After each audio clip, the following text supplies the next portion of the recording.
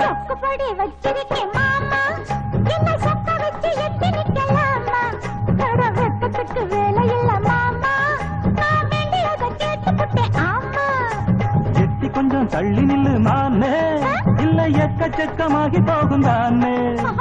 உள்ளதெல்லாம் சொல்லிவிட்டேன் நானே, அட கூடல் என்ன மானே. சொக்குப்படி வச்சிருக்கேன் மாமா.